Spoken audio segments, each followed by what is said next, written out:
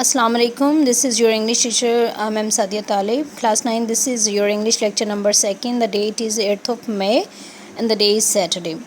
In today's lecture, we will start the reading from unit number 1 and the paragraph will be 3, 4 and 5. Let's start. Before starting the translation, dear students of class 9, I wish you all to get the entire blessings of Allah. Is paragraph number 3.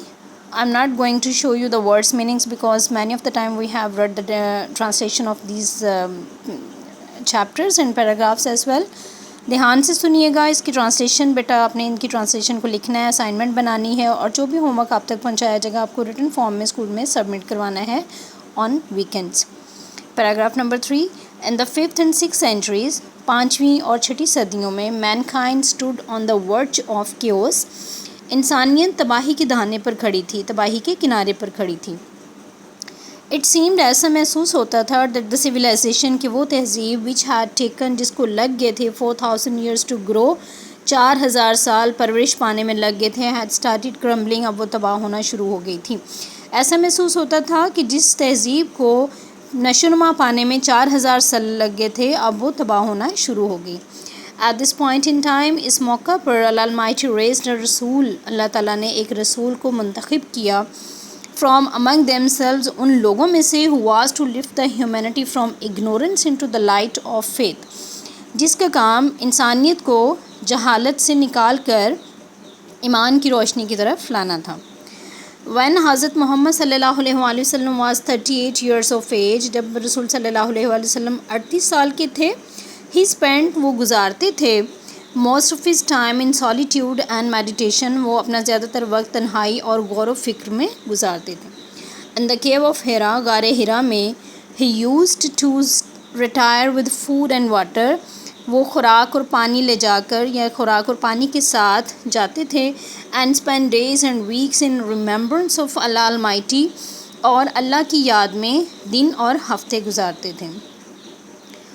The period of waiting had come to a close.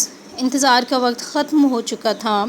His heart was overflowing with profound compassion for humanity.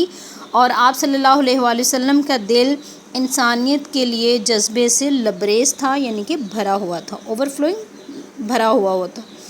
He had a pressing urge, उनकी शदीद ख्वाहिश थी, to eradicate, ख़त्म करने की, wrong beliefs, गलत अकायद को, social evils, मुआशरती बुराइयों को, क्रूलिटी, जुल्म को, एंड इनजस्टिस, और नाइंसाफ़ी को.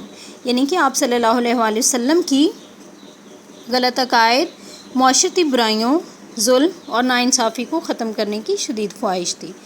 द मोमेंट हैड अराइव्ड, वो लम्हा आ चुका था. When he was to be bestowed with नबूवत, जब आप सल्लल्लाहु अलैहि वसल्लम को नबूवत से नवाजा जाना था, नबूवत अता की जानी थी. बेस्टोर्ड मीन अता करना.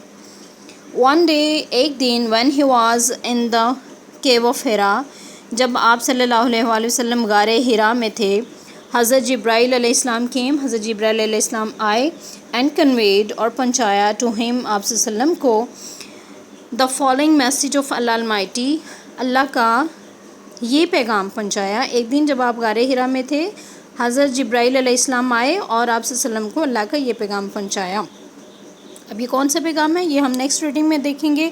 अब आपके लिए बेटा होमवर्क है, उसको नोट डाउन कर लीजिए.